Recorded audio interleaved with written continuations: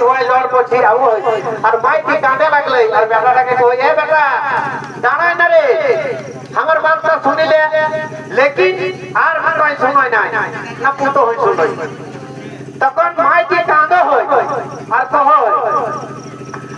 कोई के बापे गयों से जोने माँ बेटा रे आज बापे गयों से जोने माँ बेटा रे आज कोठी आयो